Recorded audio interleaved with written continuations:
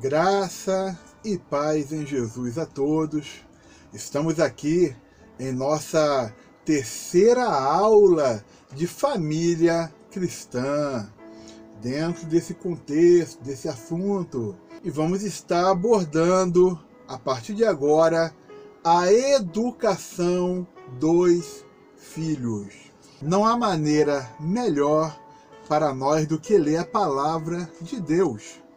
Aqui no livro de Efésios, no capítulo 6, versículo 1 ao versículo 4, diz assim a palavra de Deus: Filhos, obedecei a vossos pais no Senhor, pois isto é justo. Honra a teu pai e a tua mãe, que é o primeiro mandamento com promessa, para que te vá bem e sejas de longa vida sobre a terra. Aí vem o versículo 4. E vós, pais, não provoqueis vossos filhos à ira, mas criai-os na disciplina e na admoestação do Senhor. Então nós temos aqui uma doutrina bíblica ensinando, falando para os filhos serem obedientes. E ao mesmo tempo, também aqui chega ao versículo 4, onde diz para que os pais não venham a estar provocando os filhos à ira, mas criar eles na disciplina e na admoestação do Senhor. Bem, eu acho interessante quando lemos a palavra de Deus, pois uma das dificuldades que são levantadas por vários pais é justamente a questão de criar, educar. E é fácil a gente jogar em cima da garotada, né? Seja obediente, honrar pai e mãe.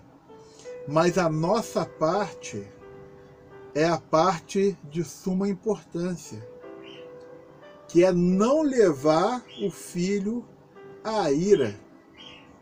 Ou seja, não fazer o filho pecar, ter pensamentos de uma revolta enorme, baseado na atitude do pai, da mãe. E nós vamos estar analisando vários conceitos e contextos. Uma recomendação que eu dou para os irmãos que estão estudando a área teológica é, dentro da psicologia, estudarem a psicologia do desenvolvimento. O que tem dentro da psicologia do desenvolvimento? Você vai estudar sobre o desenvolvimento humano, né, que refere-se ao desenvolvimento mental e ao crescimento orgânico. O desenvolvimento mental é uma construção contínua. Conhecer as características comuns de uma faixa etária dentro da psicologia do desenvolvimento. Você está estudando o desenvolvimento humano. Você vai entender o que passa pela cabeça da criança, até mesmo de pessoas adultas, de jovens, de adolescentes, desde o seu nascimento. Então, tudo na psicologia do desenvolvimento a pessoa vai adquirir o conhecimento a respeito das atitudes, dos pensamentos, das decisões, a maneira de pensar da criança, do jovem, do adolescente. Isso tudo é de suma importância para uma pessoa sábia. Adquire o conhecimento porque é uma pessoa sábia, certo? Ainda dentro da psicologia do desenvolvimento, você vai verificar o aspecto físico-motor, o aspecto intelectual, o aspecto afetivo emocional e o aspecto social. Mas, pastor, como é que é cada aspecto desse? Vá e estude a psicologia do desenvolvimento. Adquira conhecimento. Procure. Certo? Vamos dar continuidade. Nós estamos aqui dentro de a educação dos filhos.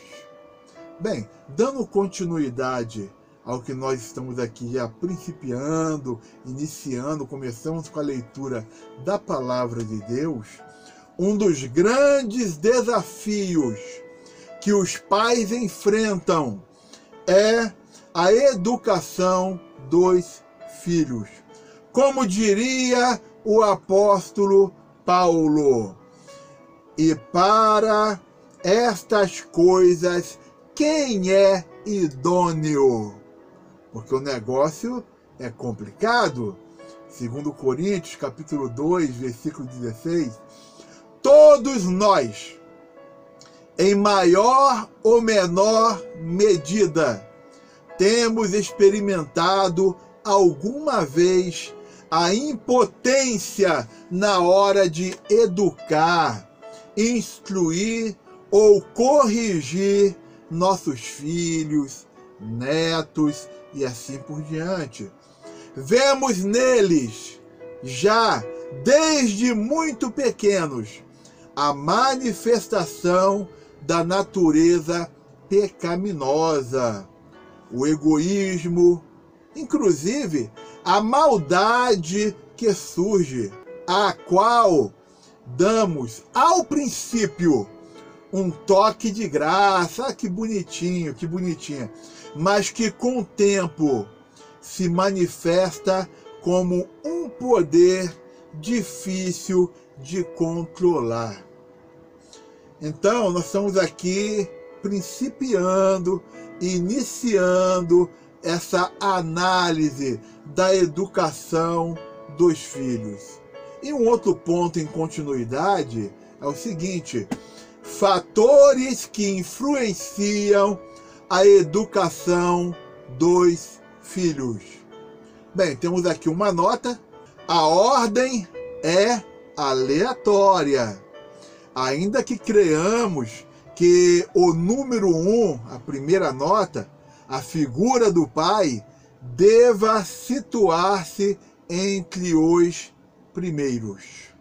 Então, quais são esses fatores que influenciam a educação dos filhos? Vamos analisar. Nosso primeiro pontinho aqui, a figura do pai. Aí nós vamos ter o pai presente, ausente, passivo ou autoritário. A figura do pai é preponderante, necessária, de suma importância para a influência na educação dos filhos. Se o pai é um mau exemplo, os filhos, eles têm a tendência de assimilar esse mau exemplo como o certo e com o desenvolvimento da mentalidade, do conhecimento, o filho, né, as crianças, elas vão entendendo que aquilo é algo mal, é algo errado, é algo, entre aspas, feio. Então, o exemplo, a figura do pai, importante. O segundo ponto que nós temos aqui, dentro desses fatores, ordem e disciplina de horários desde o berço, ou seja, tem que impor limites. Ordem e disciplina nesses horários, desde o berço, impor limites. Por quê? A princípio, o pensamento da criança é que o mundo está rodando à sua volta. E nós sabemos que essa não é a realidade. O padrão é outro. O mundo e a vida está acontecendo e nós estamos com os pés em cima do mundo e nós estamos rodando. O mundo roda e todos nós no mesmo caminho. O nosso terceiro ponto é a respeito de não controlar a ociosidade. Não controlar a ociosidade é o erro dentro da educação, daquilo que influenciam na educação dos filhos. Então, como que nós temos que controlar a ociosidade? Supervisionar os deveres, limitar o tempo das brincadeiras, limitar o tempo da televisão e internet e também as tarefas de verão.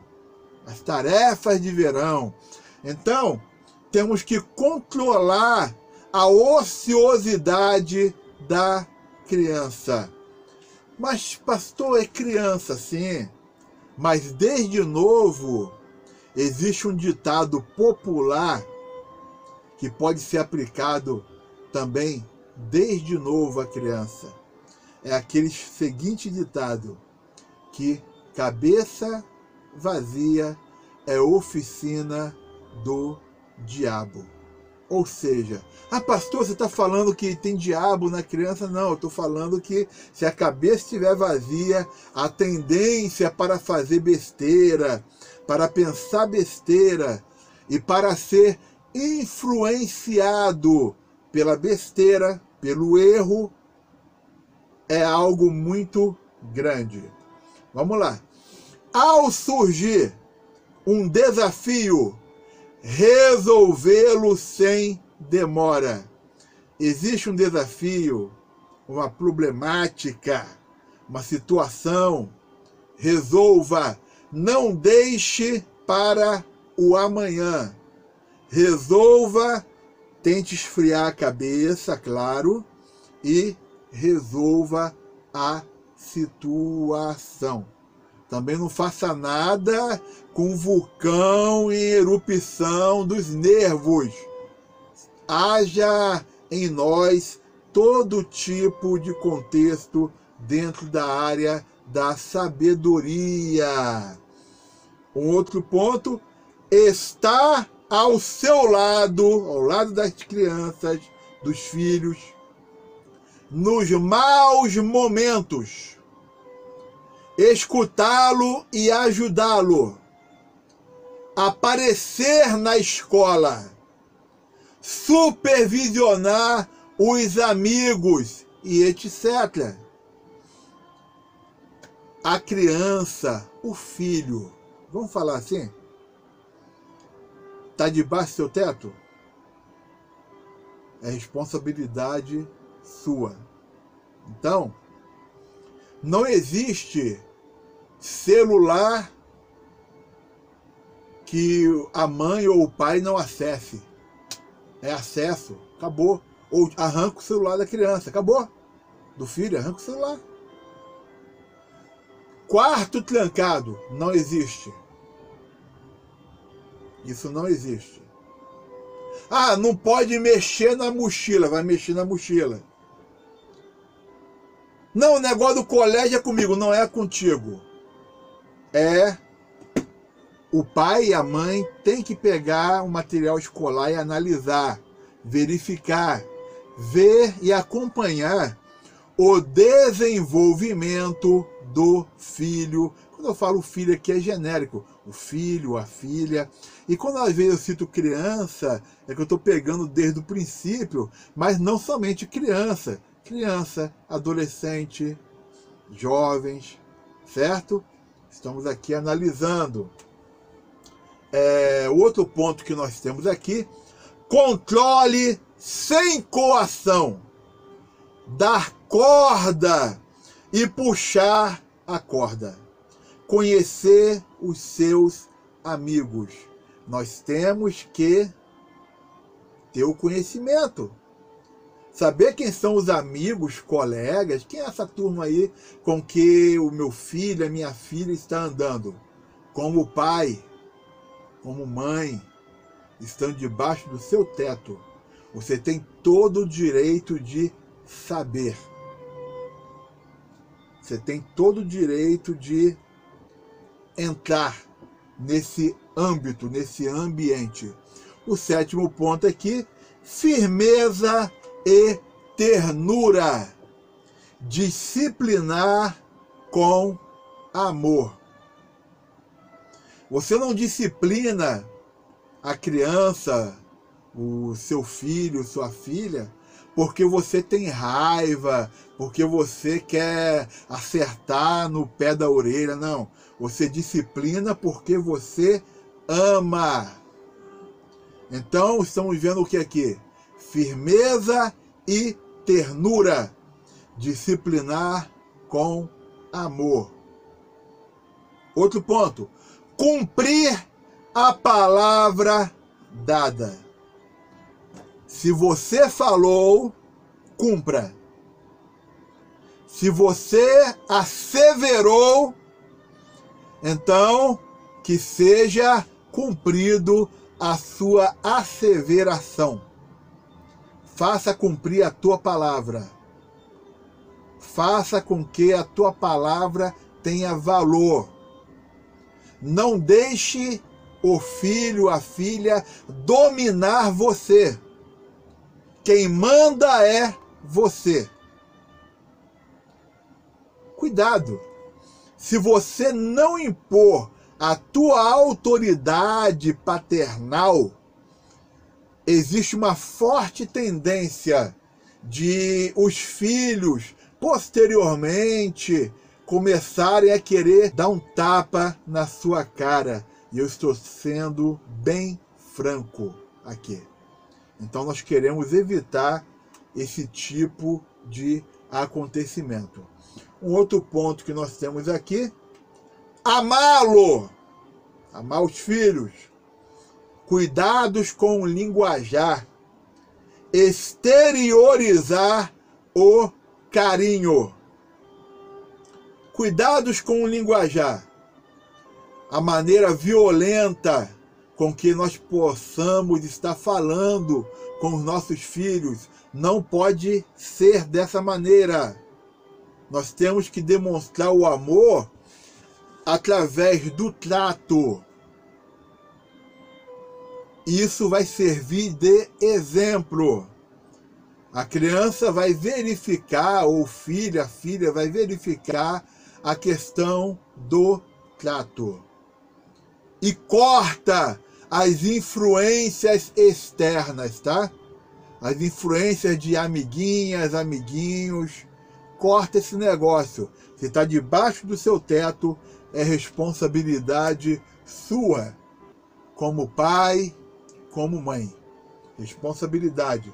Exteriorizar o carinho. Nós aqui falamos. O que é exteriorizar? É estar para fora. É pôr para fora. É fazer o negócio ter vida. Surgir. Acontecer. É exteriorizar. O carinho não é somente palavras, mas são em atos e verdade, o que denota o verdadeiro amor. Bem, um outro ponto que nós temos aqui, reuniões familiares, oração pelos desafios, expor a palavra de Deus, situar os tempos e etapas de cada momento. Então, reuniões familiares, o culto, a palavra de Deus, a oração, não é somente na igreja, mas é debaixo da sua responsabilidade. Tem gente, eu já ouvi um pastor falar isso, que, por exemplo, na igreja dele tem lá uma escola bíblica infantil, com todo cuidado. Então tem pais que chega de carro, joga a criança para dentro e mete o pé, meu irmão. Não. A mãe e o pai, independente de estar na igreja ou não, tem responsabilidade de ensinar a criança o caminho da palavra de Deus. Tem essa responsabilidade. Então, estamos aqui analisando, conversando, e nós falamos aqui situar os tempos e etapas de cada momento. Nem todo momento é oração, nem todo momento é devocional. Ok? Vamos fazer o seguinte, vamos dar uma pausa nesse vídeo aqui, nessa nossa primeira parte, e vamos dar continuidade. O Senhor abençoe a todos, graça e paz em Jesus.